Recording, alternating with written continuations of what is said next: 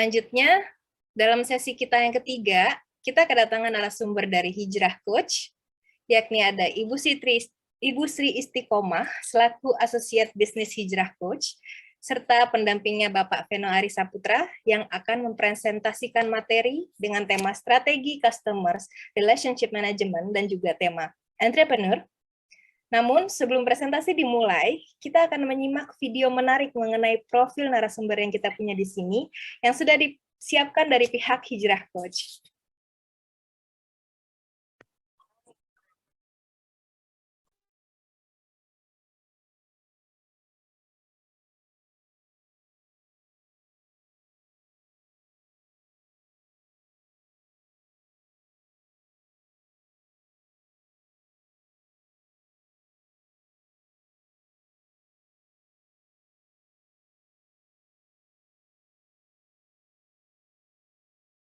Baik, terima kasih atas penampilan videonya. Bagaimana, untuk lebih akrab lagi, saya akan menyebutkan Coach Cici dan Coach Veno, betul bukan? Ya. Betul. Betul. Baiklah, Coach Cici dan Coach Veno, apakah sudah siap untuk mempresentasikannya materi Insya Allah kali ini? siap, Mbak.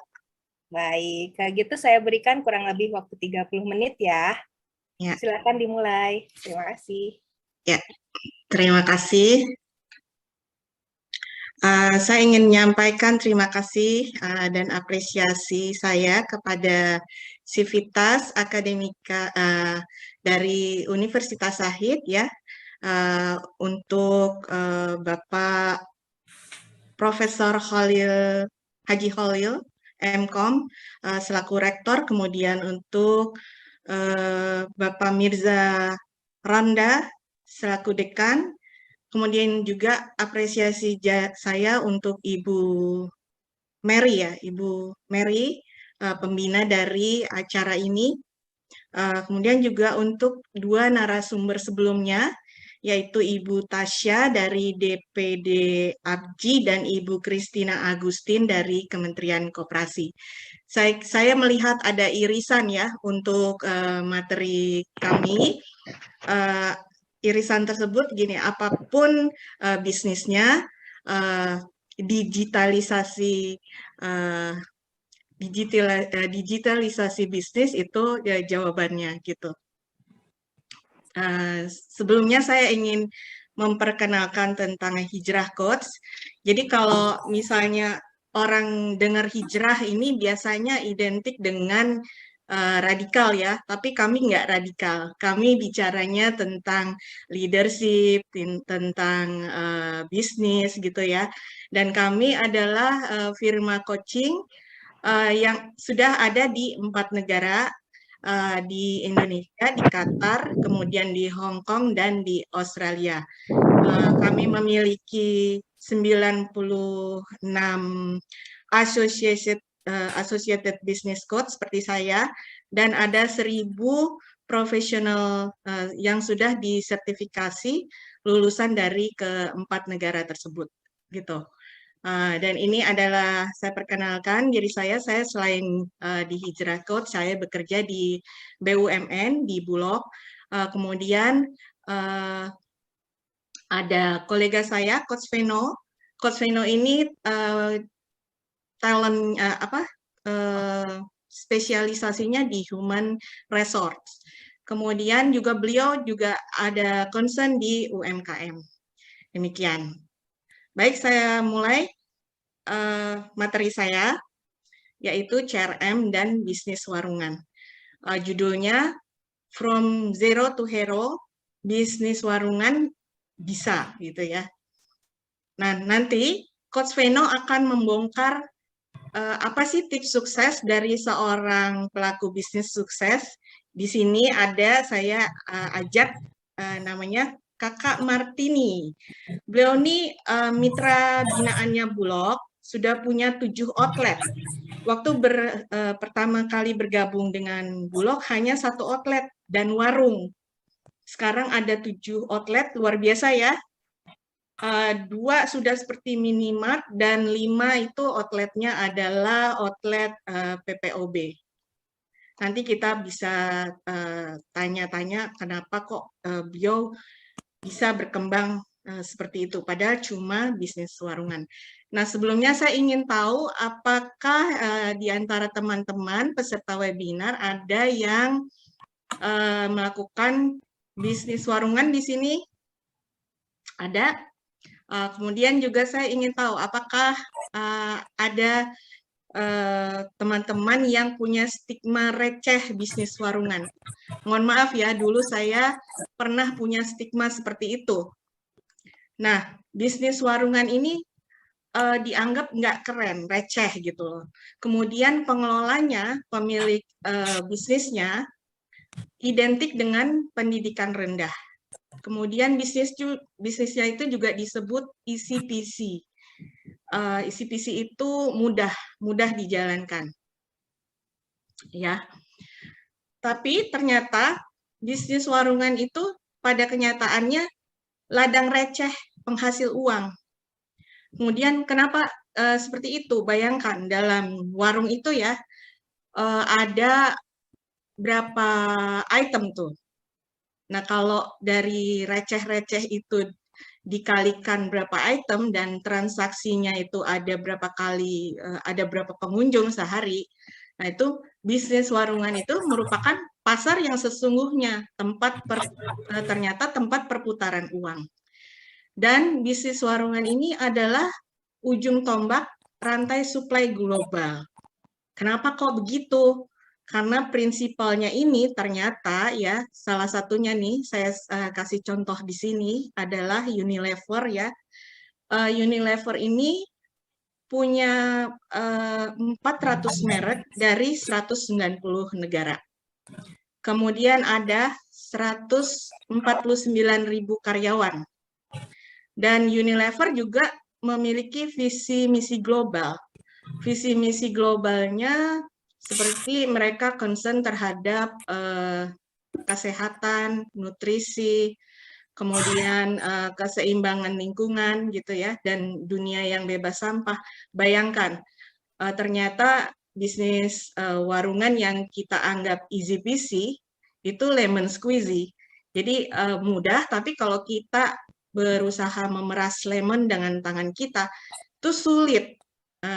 Bayangkan ada berapa item yang harus kita kelola stoknya, kemudian kalau nggak dicatat itu ada yang hilang, ada yang kehabisan stok, ya semuanya akan di luar kontrol kita. Next ya. Nah, saya ingin sharing bagaimana saya mengenal bisnis warungan. Ini ceritanya waktu itu di kantor terjadi transformasi. Bulog yang diberi tugas untuk mengelola outlet Raskin, kemudian cadangan beras pemerintah, itu ditransformasi. Outlet Raskinnya ditiadakan, diubah menjadi bantuan pangan non-tunai yang diaksesnya itu ke warung-warung.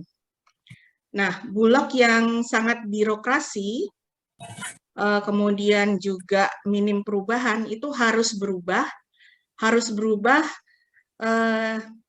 padahal Bulog itu punya infrastruktur yang besar ya, ada gudang, juga mitranya besar, karyawannya juga banyak, kemudian juga fokus pada pengadaan dan penyaluran. Nah, inilah yang di-enhance. Dengan cara apa? Kemudian Bulog itu memperkuat distribution channel. Kebetulan saya berada di dalam tim yang mempelopori untuk pengembangan distribution channel yang bentuknya ini warungan dan kami sebut rumah pangan kita. Kemudian saya sempat melakukan penelitian untuk menunjang tugas akhir saya waktu itu. Ternyata masyarakat ini melihat bahwa dengan adanya jaringan warungan ini, Bulog dilihat kinerjanya itu meningkat. Juga image-nya tuh ada image baru ya yang terbangun dengan produk-produk baru yang diluncurkan oleh Bulog ya. Dan waktu itu produk pertamanya ini adalah produk kita, semuanya dengan merek kita. Ada beras, tepung, dan lain-lain. Nah, next.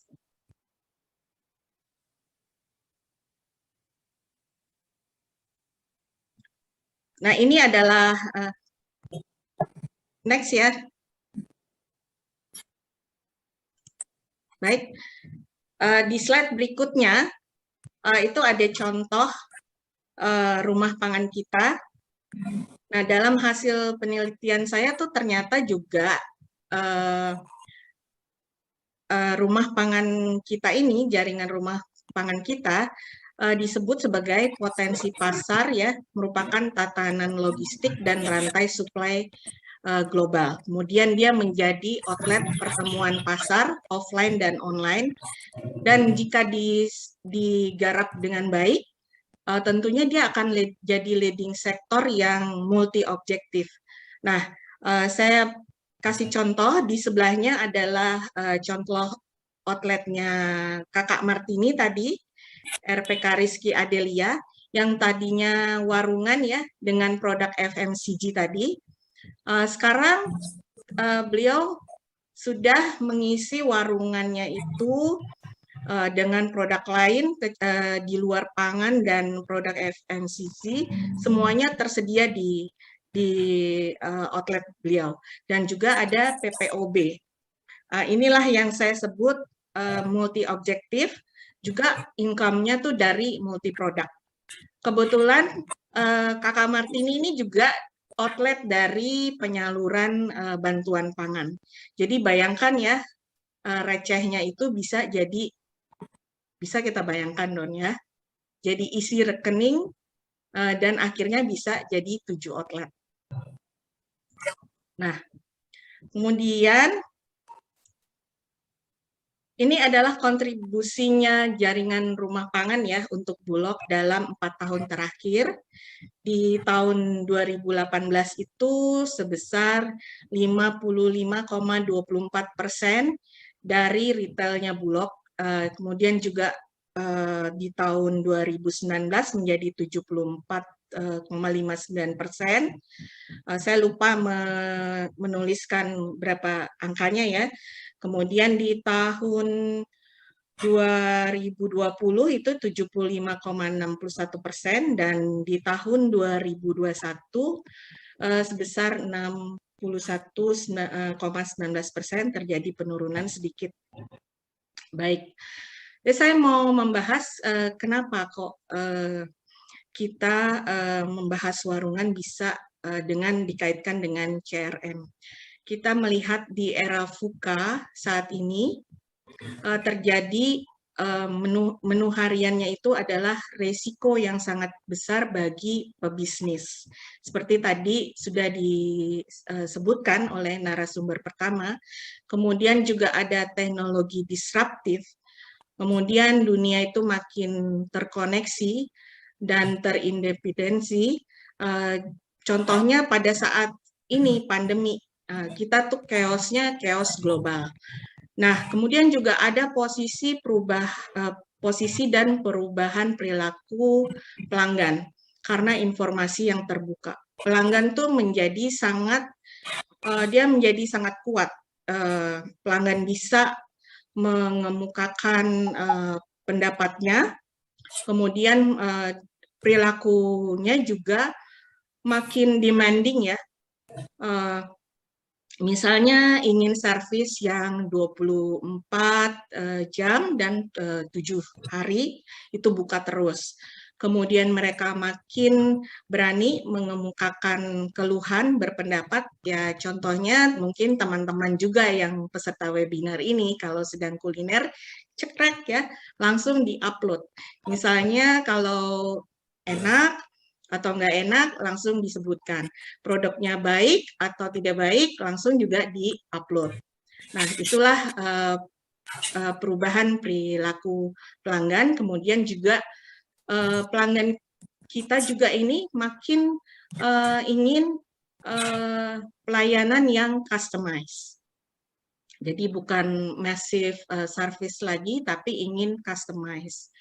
Ada yang ingin diantar, ada yang ingin diambil sendiri, ya. Jadi pelayanannya makin individual, gitu. Pasarnya makin individual.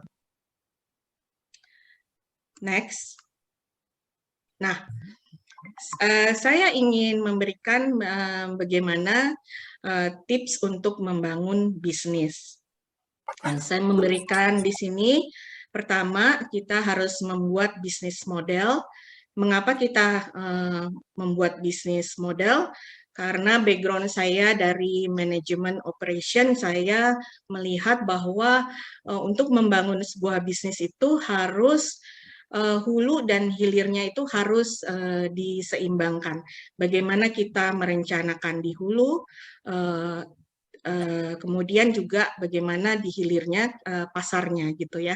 Jadi ada di sini saya kasih contoh bisnis model Canvas yang saat ini banyak digunakan oleh pelaku bisnis. Di sini elemen-elemennya ada key partner ya di hulu, key resorts, kemudian ada key activities-nya. Kemudian juga di sebelah kanan itu ada channeling, gimana relationship-nya dengan customer, kemudian juga ada segmennya. Nah, di tengah itu ada value proposition. Value proposition itu adalah seperti tadi disebutkan oleh Ibu Tasya ya, bagaimana membuat bisnis kita di tengah kompetitif, bisnis yang kompetitif, bisnis kita itu menjadi memiliki nilai dan image tersendiri. Nah, yang kedua, kita harus menentukan tempat yang visible, kemudian akses yang terjangkau, tapi ini dapat diabaikan jika tadi kita melakukan tips yang keenam, yaitu digital transform. Dan kemudian kita bisa melakukan desain warung yang nyaman, karena pelanggan ingin berbelanja di tempat yang nyaman, tapi juga kita nggak boleh terlalu fokus di desain, itu harus disesuaikan dengan modal yang kita miliki. Jangan sampai nanti akhirnya pengelolaan keuangan kita justru habis di desain warung. Kemudian juga kita harus memahami pangsa pasar. Kita harus memilih pangsa pasar yang ingin kita layani, tentukan siapa pelanggan kita. Kemudian kita juga harus mencari supplier. Nah, itu mencari supplier itu kita harus gunakan HAN ya, naluri bisnis. Karena juga saya sebenarnya pelaku bisnis warungan. Sebagai tim yang mempelopori, saya harus memberi contoh bagaimana memiliki rumah pangan. Cuman belum berkembang karena kesibukan juga, saya hanya memiliki 2 outlet. Kemudian kita juga harus mampu melakukan digital transform. Seperti dalam topik bahasan hari ini, kedua narasumber juga selalu menekankan bagaimana digital transform.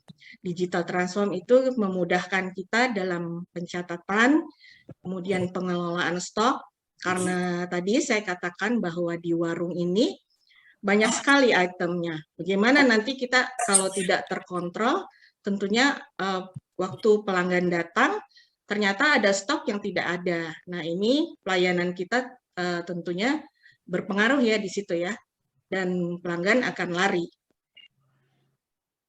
Kemudian tips yang terakhir adalah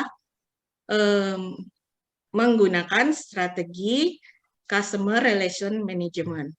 Nah, apa sih customer relation management tersebut?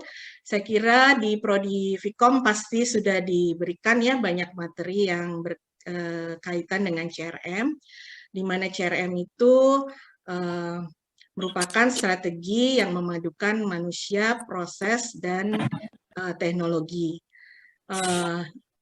Untuk